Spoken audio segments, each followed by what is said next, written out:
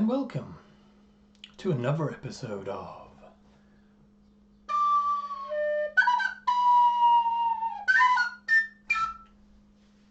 News from the Gelding. Okay, hello and welcome back. It's been a month since my last video, and that's purely because I've had nothing to say, or very little, so I haven't bothered. But it also happens that it's the 1 year anniversary of this channel, News from the Gelding. It's been fairly successful, if you can call 35 subscribers over the course of a year successful. But yes, I perhaps hope for slightly higher numbers, but the subscribers that I do have are very dear to me indeed, and you continue to support this channel, which is lovely. Perhaps we shall grow a little more in the coming year, but probably not. Anyway, who cares? It's nice, isn't it? Keep it small, keep it intimate, just me and you. Thank you very much for everyone who bought my book, which was released last year. I'm currently working towards completing the sequel. I've just got 3 more chapters to write and it will be ready. I'm going to release it in August, exactly 1 year after the first book, Change of Calendar. So watch this space. Anyway, before I talk about general news from the Gelding, I thought I'd talk about one of the books I've read this last month. I've read a few now. So I read Stephen King's or Richard Bachman's Roadwork. What was the other one? The Beach by Alex Garland, and The Affirmation by Christopher Priest. Now, I'm going to talk about The Beach, okay? So here it is. This is the copy I read. Quite an old, I don't know what print this is, what edition. Oh, okay, 1997. So this was 1 year after it was released. So it was made into a film, as many of you will know, in the year 2000, featuring Leonardo DiCaprio. At the time, I saw a trailer for the film, and I wasn't really interested in it. Didn't really appeal to me at the time, being a fantasy and sci-fi nerd. But Vanessa recommended the book, and I picked up her copy and began to devour it. It's a bloody great book. What's even better about this particular edition is that because she took it on holiday with her to Greece back in the day, it contains a lot of sand in its pages. So as I was reading it, a little pile of sand was forming on my lap, which was just added to the atmosphere of the book. Anyway, so what's it about? So, in more or less a nutshell, it's about a jaded traveller, young Englishman, who's looking for paradise. So one of the problems for the die-hard traveller is trying to find somewhere that's not been touched by tourism. So the problem is you discover a place, it becomes popular, and then it becomes a tourist trap, and it ruins whatever essential atmosphere drew the traveller there in the first place. So this one is about the very beginning of the book. It's not giving anything away really.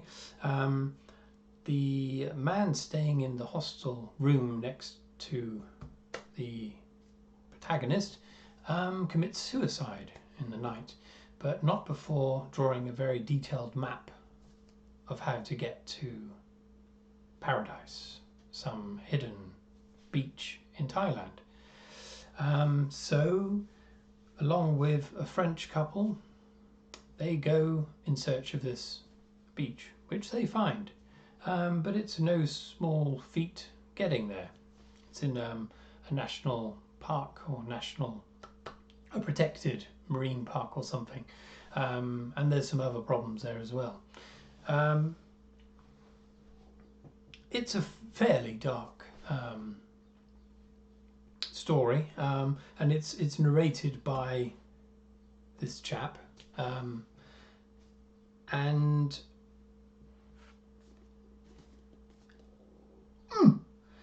it's you quickly discover that all is not quite well with his narration. It's not quite a what do you call it? Reliable, perhaps, source of information. He has dreams about this chap that gave him the map, the one that's died, and later on starts imagining other things.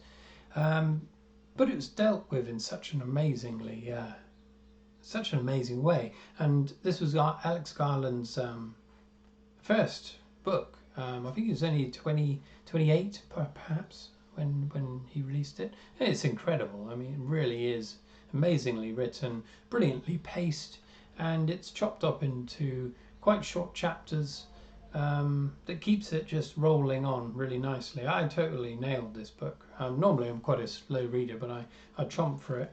And there's little tiny illustrations. I don't know whether he did them himself, but you get these little, just simple black and white images all the way through it, which I always like.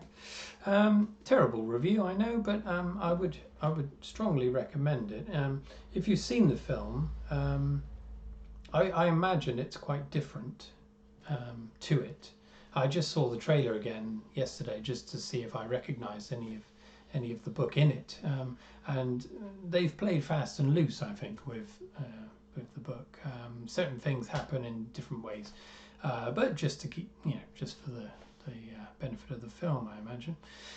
Yeah, Noggin's not working too well today. Okay, so Alex Garland, I didn't realise, but he's the chap that wrote the script for, I think he wrote, the idea for Ex Machina, the science fiction film about a robot, essentially, or an artificial intelligence, and about determining whether it was self-aware. That also becomes quite sinister and quite dark. Great film, another recommendation there.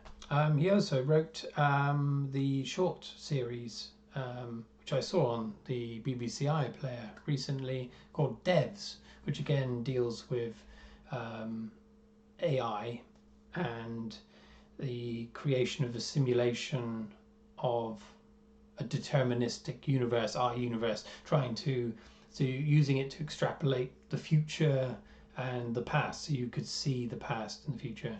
Very odd, a little bit slow paced, a bit too slow paced and paced in places, but very good as well.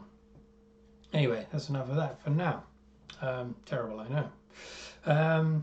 Okay, on to more general news about me. Hello. So the second book is rolling along nicely. I'm up to 92,000 words. I've got 3 chapters left to write and it will be ready. So I think I'm on course for the August release date. Yeah, just been really gunning for it to the exclusion of everything else. Hence another reason why I've been doing these videos. So the lockdown's been easing slightly in the UK, so we've taken advantage of that by escaping from our flat to sunbathe in the park, which has been nice. It's really good actually, because everyone seems on the same page with the social distancing, and it's all spread out nicely in the park, so that's great. Beats trying to get a suntan out the window, I must admit. Just lovely lying down and not worrying about the encroaching shadow.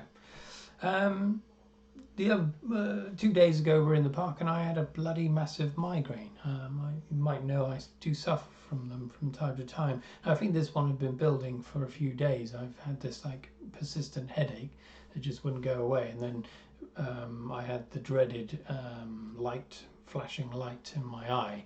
in the park. It probably wasn't helped, it was so bright. So yeah, that's knocked me for six a bit, and I'm still a bit frazzled now.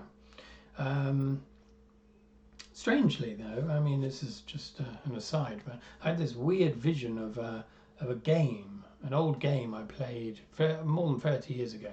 I must have only played it once, perhaps twice, maybe just once, I don't know. I had no way of knowing what game it was or what it was called, and then suddenly it just came to me.